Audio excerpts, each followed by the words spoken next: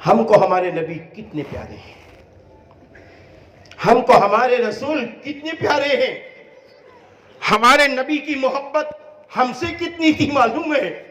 کبھی ہم نے سوچا بھی ہے ہم سے کتنی تھی؟ ایک چھوٹا سا واقعہ، حضرت علی کرم اللہ وجہہ فرماتے ہیں، میرے بھائیو غور سے سننا، حضرت علی کرم اللہ وجہہ فرماتے ہیں کہ جب میرے نبی کا آخری وقت ہوا، میرے نبی اس دنیا سے جانے والے ہیں، میرے نبی اس دنیا سے جانے والے ہیں، آپ نے جہاں بہت ساری وصیتیں فرمائیں، بہت سارے ارشادات فرمائے امت کے لیے، اس میں سے میں نے اس موقع پر جب آپ کی زبان لڑکھڑا رہی تھی تو میں نے اپنے کان لگا کے سنا تھا، میرے نبی فرما رہے تھے اللہم اغفر لی امتی، اللہم اغفر لی امتی، اللہم اغفر لی امتی،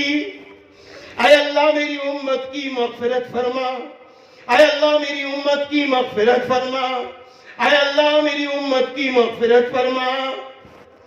بتاؤ پیارو، بزرگوں، جوانوں، دوستوں، بتاؤ آج دنیا سے جب ہمارے وہاں کوئی جاتا ہے تو وہ اپنے بچوں کو یاد کرتا ہے، میرے نبی امت کے لیے دعا فرما رہے ہیں، اے اللہ میری امت کی مغفرت فرما، اے اللہ میری امت کی مغفرت فرما۔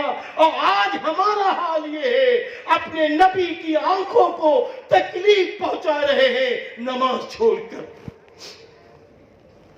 اپنے نبی کی شریعت کو بھول رہے ہیں، بھول رہے ہیں، ہم بھول رہے ہیں اپنے نبی کو، ہم بھول رہے ہیں نبی کی شریعت کو، ہم بھول رہے ہیں نبی کے لباس کو، ہم بھول رہے ہیں نبی والا چہرہ۔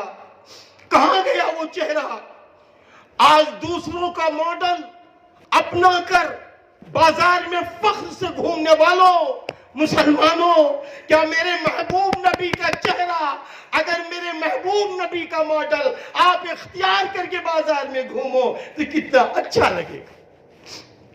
کون میرے نبی کی شریعت کو فالو کرے گا؟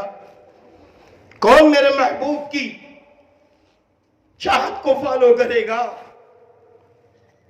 آج بڑا عجیب معاملہ ہے، بڑا عجیب معاملہ ہے۔ مسلمان کہتا ہے میں کشمکش میں ہوں، میں کہاں جاؤں؟ کہیں جانے کی ضرورت نہیں ہے، کہیں جانے کی ضرورت نہیں ہے، اپنے اپنے گھروں میں رہ کر، اپنے اپنے بزنس میں رہ کر آپ کو ایک فیصلہ کرنا ہے، ہم توحید خالص کے ساتھ رہیں گے اور صبح سے شام تک، شام سے رات تک، رات سے صبح تک رسول اللہ صلی اللہ علیہ وسلم کی سنت کے مطابق جینا ہے۔ یہ فیصلہ ہو ہمارا، یہ ہمارا فیصلہ ہو، آپ کا فیصلہ ہو۔